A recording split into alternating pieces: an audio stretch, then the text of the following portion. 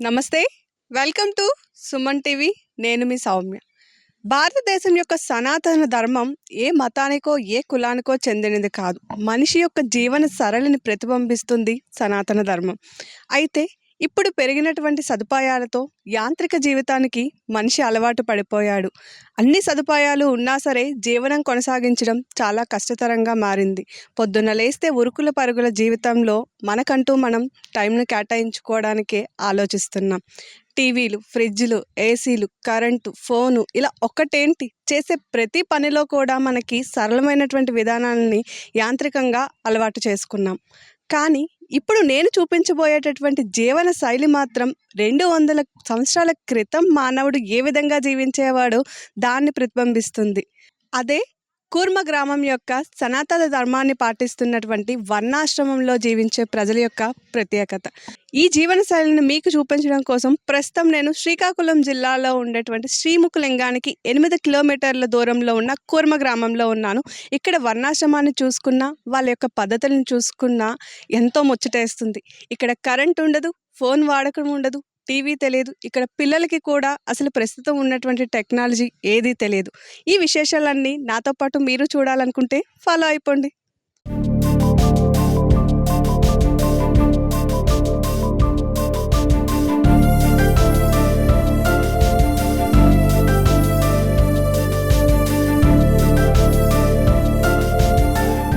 నాతో పాటు రాధాకృష్ణ చరణ్దాస్ ఉన్నారు.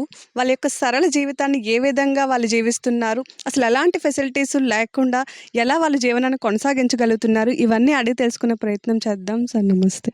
హరే కృష్ణ. హరే కృష్ణ అండి. నా పేరు రాధాకృష్ణ చరణ్ దాస్. నేను ఇంతకుముందు హైదరాబాద్లో ఉండేవాడిని. అంటే అక్కడ ఈ యొక్క ఐటీ ఇండస్ట్రీలో పనిచేశాను. ఇన్ఫోసిస్ అనే కంపెనీలో ఇతర ఐటీ కంపెనీస్లో పనిచేశాను ఒక 10 ఇయర్స్ వరకు. ఆ తర్వాత ఇస్కాన్లో అంటే శ్రీల ప్రభుపాదులు ఎవరైతే ఇస్కాన్ ఫౌండర్ ఆచార్య ఉన్నారో వారి కృప వల్ల ఈ వర్ణాశ్రమ ధర్మము అంటే పూర్వము శ్రీకృష్ణుడు మానవుడికి ఇచ్చిన జీవన విధానం ఏంటి, ఆ విధానం ప్రకారంగా ఎలా జీవించాలి అన్న విషయం భగవద్గీతలో ఎప్పుడైతే తెలుసుకున్నానో వారి యొక్క కృప వల్ల ఈ యొక్క సంస్థ ఏర్పాటు చేయబడింది. దానికి మా భక్తి వికాస స్వామి మా గురువు గారు దానికి పూర్తి ఆయన ఆధ్వర్యంలోనే ఇది రన్ అవుతుంది. సో ఇక్కడ ముఖ్య ఉద్దేశం ఏంటంటే ఇప్పుడు ఆంగ్లేయులు అంటే బ్రిటిష్ పాలన ఎప్పుడైతే బ్రిటిష్ వాళ్ళు రాకముందు మన విద్యా విధానం అనేది కూడా పూర్తిగా ఇప్పుడున్న విద్యా విధానం లేదు.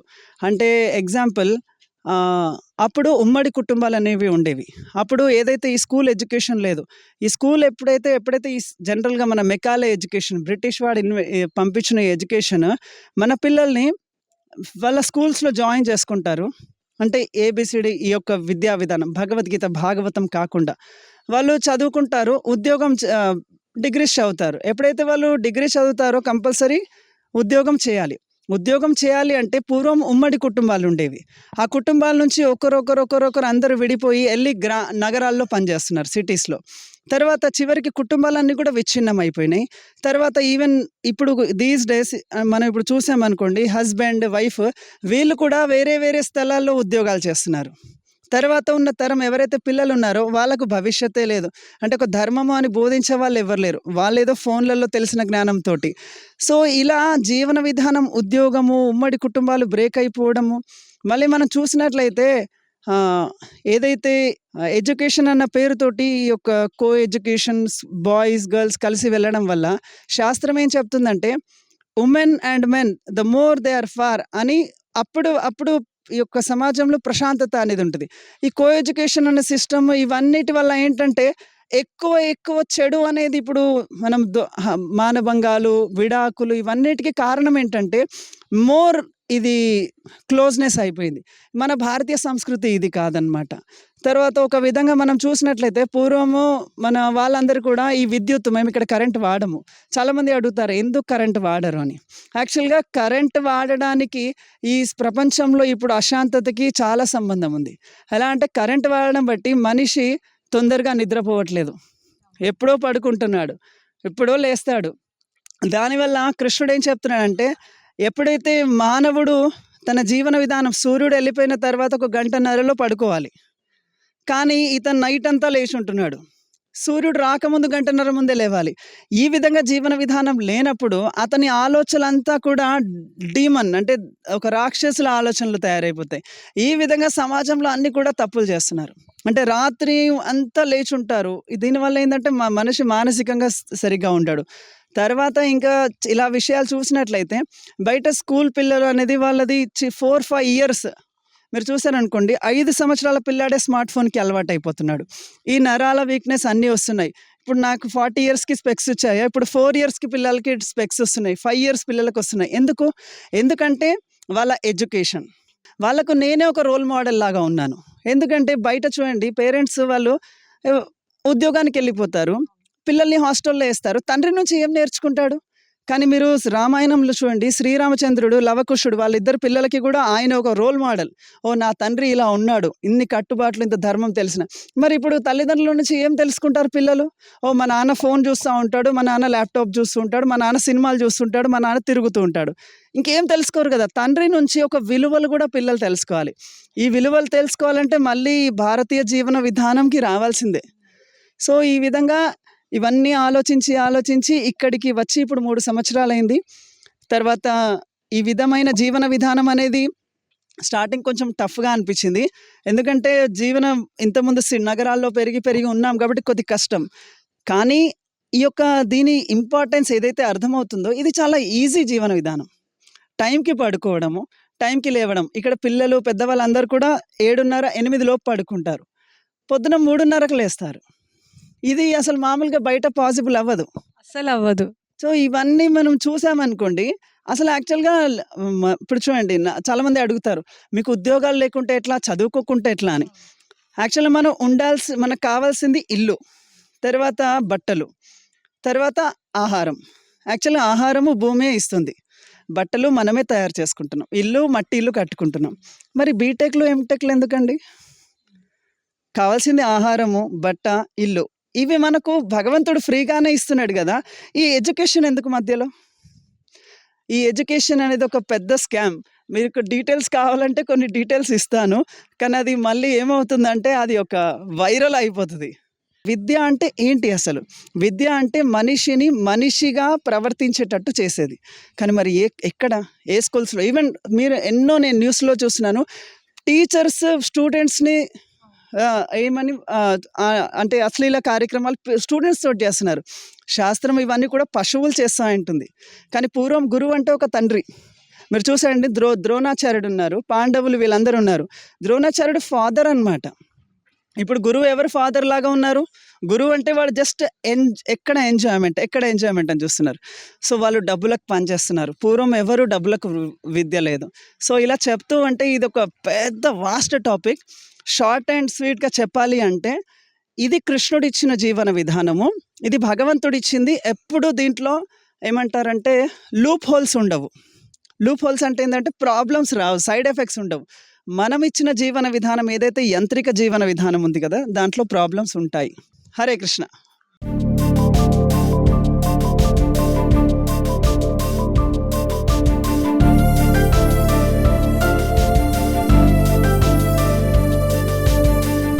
ప్రస్తుతం నేను కూర్మ గ్రామంలో ఉన్న హౌసెస్ దగ్గర ఉన్నాను. మీరు ఇక్కడ చూసుకోవచ్చు ఇల్లులన్నీ కూడా పూర్వకాలం ఏ పద్ధతుల్లో అయితే నిర్మించారో అదే విధంగా ఉన్నాయి. కొన్ని గడ్డితో నిర్మించినవి, అలాగే పెంకుటిల్లులు ఏవైతే ఉన్నాయో ఇవంటే కరెంట్ ఫెసిలిటీస్ ఏమి ఉండవు కాబట్టి చల్లదనాన్ని ఇస్తాయి. వాళ్ళ జీవనశైలికి అనుగుణంగా ఉంటాయని చెప్పి ఇలా కన్‌స్ట్రక్షన్ చేసుకున్నారు. ఇక్కడ చాలా ఫ్యామిలీస్ కూడా మనకి నివాసం ఉంటున్నాయి. వాళ్ళతో మాట్లాడే ప్రయత్నం చేద్దాం. ప్రస్తుతం నేను ఇక్కడ ఒక హౌస్ లోపల ఉన్నాను. ఈ హౌస్ కన్‌స్ట్రక్షన్ మొత్తం మనం చూడొచ్చు. మొత్తం మట్టితో నిర్మించారు. యూజ్ చేశారు. ఎక్కడ సిమెంట్ గాని ఇలాంటివేవి యూజ్ చేయకుండా చాలా న్యాచురల్‌గా ఉన్నాయి ఈ హౌసెస్ అన్నీ కూడా. ఈ ఇల్లు యొక్క ప్రత్యేకత మీరెక్కడి నుంచి వచ్చారు? ఇవన్నీ మాతో చెప్పగలరా? నా పేరు గౌర్ గోపాల్ దాస్.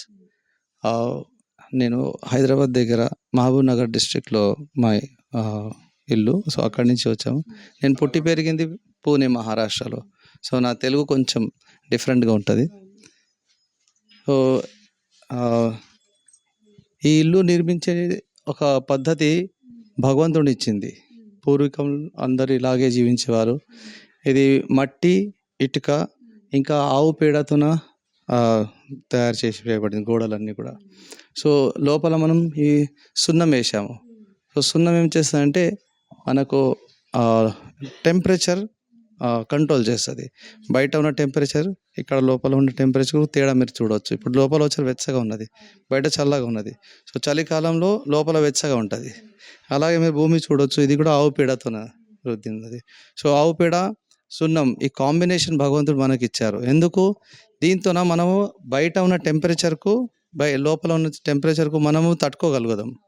సో మనకు ఆర్టిఫిషియలీ ఈ ఏసీలు, హీటర్స్ అవసరం లేదు. ఈ పెంకలు ఇవి కూడా మట్టితో చేయబడి. ఇక్కడ మనకి యాక్చువల్లీ వెంటిలేషన్ కోసం అని చెప్పి ఆ హోల్స్ ఉంచారు కదా, దానిపైన గ్లాసెస్ పెట్టారండి. అది వెంటిలేషన్స్ కొరకు కాదు, అది వెలుతురు కొరకు ఉన్నది. వెంటిలేషన్ కొరకు ఇది మొత్తం ఓపెన్ ఉన్నది. యూసి అంటే దీనికి ప్రత్యేకంగా సెపరేట్ వెంటిలేటర్స్ పెట్టే అవసరం లేదు. మనం ఇంతకుముందు సిమెంట్ ఇంట్లో వెంటిలేటర్స్ పెడతారు డోర్ పైన. సో అది అవసరం లేదు, ఎందుకంటే న్యాచురల్ వెంటిలేషన్ ఉంది దీనికి. ఓకే, ఇలా ఎన్నో రకాల న్యాచురల్గా ప్రతి ఒక్క స్టేట్లో డిఫరెంట్ కైండ్స్ ఆఫ్ సిస్టమ్ భగవంతుడు ఇచ్చినది. సో అలా పూర్వం నుంచి జరుగుతున్నాయి అవన్నీ. మొత్తం మీ ఫ్యామిలీ అంతా కూడా ఇక్కడే ఉంటారండి? అవును, నేను, నా భార్య, మా ఇద్దరు కొడుకులు. నాకు ఇద్దరు అబ్బాయిలు. ఆయన 18, ఒక పెద్ద ఆయన 18 సంవత్సరాలు, ఆయన చిన్నోడేమో 14 ఇయర్స్ ఇప్పుడు. సో పెద్ద ఆయన మేము ఇప్పుడు ఫామ్ కమ్యూనిటీ ఇలాంటిది ఇంకో గుజరాత్లో ఒక ఫామ్ కమ్యూనిటీ ఉంది, నందగ్రామ్ అని. సో అక్కడ మేము ఫస్ట్ చేరుకున్నాము 2015లో. అసలు ఇక్కడికి రావాలి, ఇలాంటి జీవనాన్ని జీవించాలి అనే ఆలోచన ఏ విధంగా వచ్చింది? దానికి ముఖ్యమైన 2 కారణాలు ఉన్నాయి.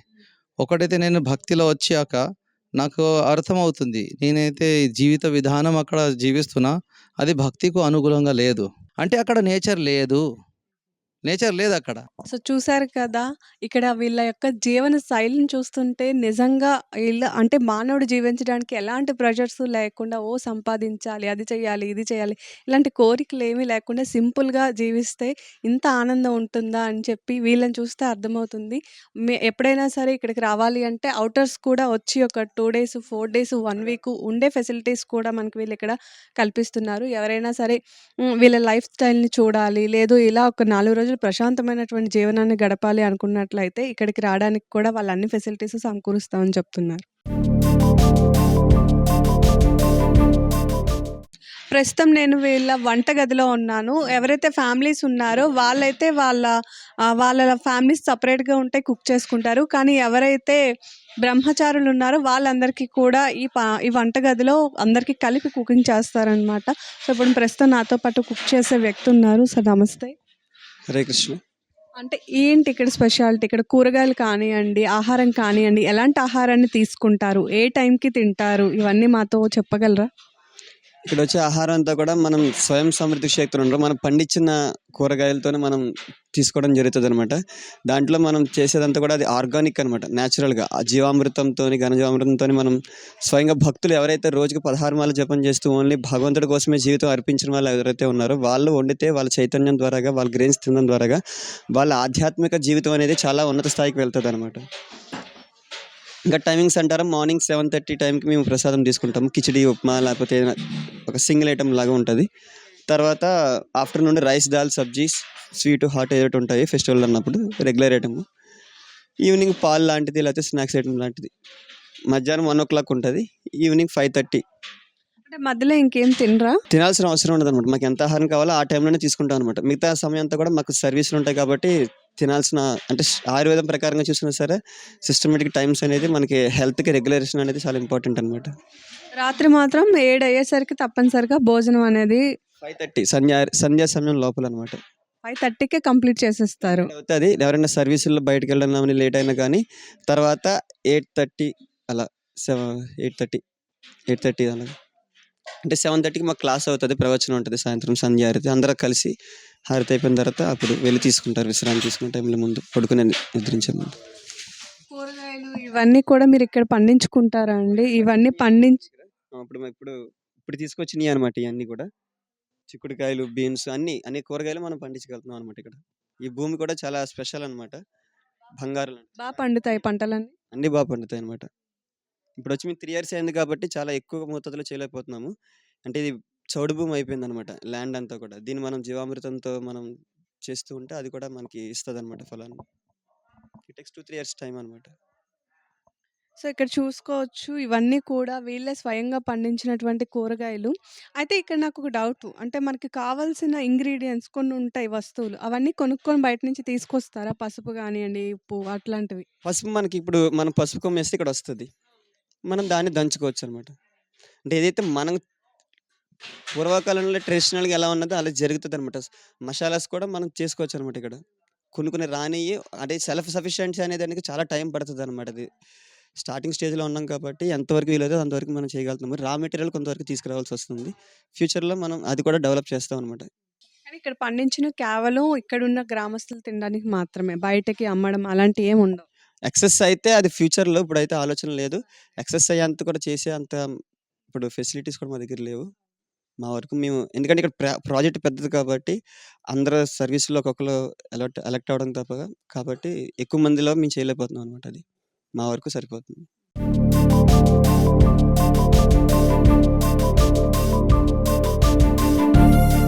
ప్రస్తుతం నాతో పాటు వర్ణాశ్రమంలోనే ఉంటూ ఇక్కడే చదువుకుంటున్నటువంటి చాలామంది పిల్లలున్నారు. వీళ్ళతో మాట్లాడే ప్రయత్నం చేద్దాం. హాయ్! హరే కృష్ణ. నా పేరు కుంజ బిహారీ దాస్. నేను ఇక్కడ చిన్నప్పటి నుంచి 5 సంవత్సరాల నుంచి ఉంటున్నా. అయితే ఇక్కడ మేము ఏం చదువుకుంటున్నామంటే మనం ఎట్లా బిహేవ్ చేయాలి, తర్వాత భగవంతుడికి సేవ ఎలా చేయాలి, తర్వాత ఇవే నేర్చుకుంటున్నాం. తర్వాత బయట ఎప్పుడైతే పిల్లలు బయట గేమ్స్ ఆడుతూ ఉంటారు, అవి ఆడుతూ ఉంటారు, అవన్నీ మాకు తెలియదు. ఇక్కడ మేము ఫోన్ వాడము, కరెంట్ వాడము. మేము ఎప్పుడన్నా ల్యాంతర్లు ఉంటే అవి వాడుతున్నాం కరెంట్ లేకుండా. తర్వాత మేము గురుకులంలో నివసిస్తున్నాం. అక్కడ డైలీ పొద్దున్న 4 గంటలకు 3 గంటలకే లేచి 4:30కి ఇక్కడ హారతి ఉంటుంది మందిరంలో. ఇక్కడ హారతికి అందరూ హాజరవుతాం. తర్వాత జపం ఉంటుంది, అందరు జపం చేస్తాం 1 గంట సేపు. తర్వాత గురు పూజ ఉంటుంది మాకు. గురు పూజ అయిపోయిన తర్వాత కొంతసేపు ఈ పుస్తకాలు చదువుతాం 1 గంట సేపు. తర్వాత బ్రేక్ఫాస్ట్ ప్రసాదం ఉంటుంది మాకు. ఆ తర్వాత 9 నుంచి 1 వరకు క్లాసులు ఉంటాయి మాకు. క్లాసుల్లో ఇంగ్లీష్, మ్యాథ్స్, తెలుగు, సంస్కృతం, తర్వాత అవసరం ఉన్న హిందీ, తర్వాత మహాభారతం నుంచి, తర్వాత భగవద్గీత నుంచి నేర్పిస్తూ ఉంటారు. నీకు ఎన్ని లాంగ్వేజెస్ వచ్చు? మాకు ఇప్పుడు 4 నేర్పిస్తున్నారు. 4 వస్తాయండి. ఇంగ్లీషు, తెలుగు, సంస్కృతం, తర్వాత హిందీ, ఇవి నేర్చుకుంటాం. చూసారు కదా పిల్లలు. ఈరోజు బయట పిల్లల్ని చూసుకున్నట్లయితే ఫోన్ లేనిదే ముద్ద కూడా ముట్టుకోరు. అలాగే ఫోన్లు, టీవీలు ప్రపంచంగా ఉన్నారు. వాళ్ళని మాన్పించడం కోసం మనం ఎన్ని తంటాలు పడతామో ప్రత్యేకించి చెప్పక్కర్లేదు. కానీ ఇక్కడ పిల్లలకి అసలు చిరంజీవి ఎవరు అని అడుగుతున్నారు. వాళ్ళు సినిమాలు చూస్తారంటే అసలు సినిమాలు అంటే ఏంటి అని అడుగుతున్నారు. క్రికెట్ ఇలా ఏవీ లేవు. ఫిజికల్గా కొన్ని గేమ్స్ అయితే ఆడుతారు. అవి కూడా మానసిక ఉల్లాసాన్ని కలిగించేటటువంటి ఆటలకు మాత్రమే ఇక్కడ ప్రయారిటీ ఇస్తున్నారు. నిజంగా వీళ్ళని చూసినట్లయితే ముచ్చటేస్తుంది. అంటే బయట ఉన్న పిల్లలకు కూడా ఇంత డిసిప్లిన్ అలాగే ఇంత నీట్గా ఉన్నట్లయితే సొసైటీ ఎంత బాగుంటుందో అనిపిస్తుంది.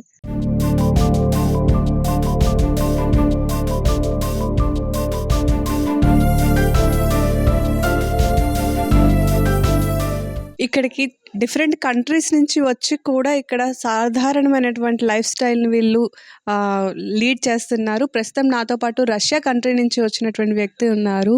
Hi sir. Hare Krishna. What is your name? Nari Haridas. Why did you came from? To learn about Vedic culture more, because if you want to learn about Vedas, about Vedic culture, best place is come to India How do you know about this culture? by our Acharya's mercy. So Prabhupada, he went to Western countries, he spread Krishna consciousness. So in Russia it is there also. Movement, Krishna consciousness movement is there in Russia. So I have guru and my guru's disciples also in Russia is there. So through them I learned the చూసారు కదా కూర్మ గ్రామం ప్రజల యొక్క living style. వాళ్ళు ఎంత సింపుల్గా జీవనాన్ని కొనసాగిస్తున్నా ఎంతో ఆనందంతో ఆహ్లాదకరంగా ఉన్నారు. అయితే మనిషి సరళమైన జీవనాన్ని కొనసాగిస్తే ఎంత ఆనందంగా ఉండొచ్చో వీళ్ళని చూస్తే అర్థమవుతుంది. ఉరుకులు పరుగులు తీసి కోట్ల కొద్దీ ఆస్తిని సంపాదించిన వాళ్ళు కూడా ఎంత ఆనందంగా వాళ్ళ జీవనాన్ని కొనసాగించలేరు. అయితే మనిషికి కావాల్సినటువంటి కనీస అవసరాలు ఉంటే ఎలాంటి జీవితాన్నైనా గడపవచ్చు అని చెప్పి వీళ్ళు రుజువు చేస్తున్నారు. అంతేకాదు చిన్న పిల్లలు వాళ్ళ యొక్క ఆలోచన శైలి కానివ్వండి, వాళ్ళ ఉండేటటువంటి నాలెడ్జ్ కానివ్వండి, మనం చూసుకున్నట్లయితే మిగతా పిల్లలకి భిన్నంగా ఉంది. ఇప్పుడు మూవీస్ మాత్రమే తెలుస్తున్నాయి ఈ రోజుల్లో. పిల్లలు ఫోన్ లేకపోతే కనీసం ముద్ద కూడా ముట్టుకోవట్లేదు. కానీ ఇక్కడ పిల్లల్ని చూసుకున్నట్లయితే పురాణాలు లేదా మ్యాథ్స్, సైన్స్ ఇవన్నీ అడిగితే టక చెప్పేస్తున్నారు. కానీ హీరో ఎవరు? క్రికెటర్ ఎవరు? అసలు సినిమా అంటే ఏంటా అంటే ఈ పదాలు కూడా మేము ఎప్పుడు వినలేదు అని చెప్తున్నారు. నిజంగా ఇది చెప్పుకోదగినటువంటి విషయం అని నేను అనుకుంటున్నాను. సో, ఈ గ్రామం కోసం ఎవరైనా రావాలి అనుకున్నట్లయితే వీళ్ళు ఇక్కడ ఉండడానికి కూడా ఫెసిలిటీస్ కల్పిస్తారు. వచ్చి ఒక 2 రోజులు కానివ్వండి, 3 రోజులు కానివ్వండి, ప్రశాంతమైనటువంటి జీవన శైలిని ఆరాధించడానికి వీళ్ళు అనుమతి కూడా ఇస్తామని చెప్తున్నారు. ఇది ఇవాల్టి స్పెషల్ స్టోరీ. కెమెరామెన్ నాసింగ్‌తో సౌమ్య, శ్రీకాకుళం, సుమన్ టీవీ.